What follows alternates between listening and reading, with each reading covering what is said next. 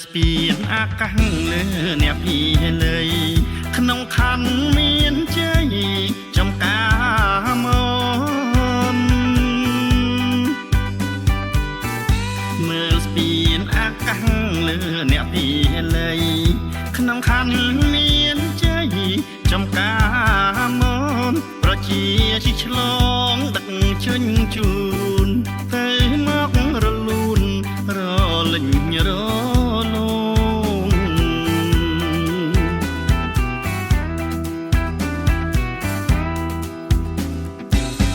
ស្ពានអាកាសឈ្មោះរកឯជូដូចនាងផុងធ្លោពំបេងដូស្ពានអាកាសឈ្មោះមរកឯជូដូចនាងផុងធ្លោពំបេងដូសមិទ្ធទីផលថ្មីដាំពេញត្បូងរស្មីភ្លឺជ្រងទីក្រុងគុជ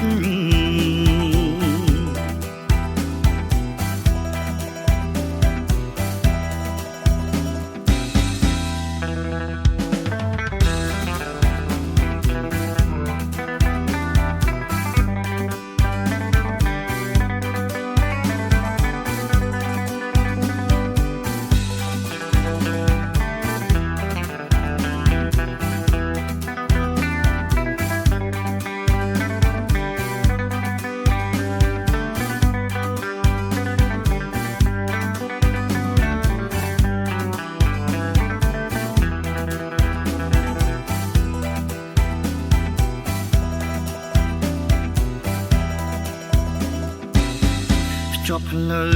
បីមុំជុំវិញទឹងប្រយោជន៍ច្រើនលឹងលុបស្នេហ៍ស្នងជាប់ផ្លូវបីមុំជុំវិញទឹងប្រយោជន៍ច្រើនលឹងលុបស្នេហ៍ស្នងផ្លូវ60ម៉ែត្រព្រះមនីវង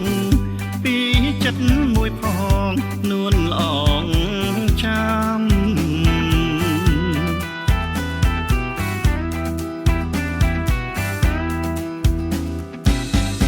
កាត់បនថយស្ទាំងបានយ៉ាងល្អជួយដល់ទាំងសចរពាណិជ្ជកម្មកាត់បនថយស្ទាំងបានយ៉ាងល្អជួយដល់ទេសចរពាណិជ្ជកម្មមរតកដែលចូលយូររយឆ្នាំកូនខ្មែរចងចាំសូមអ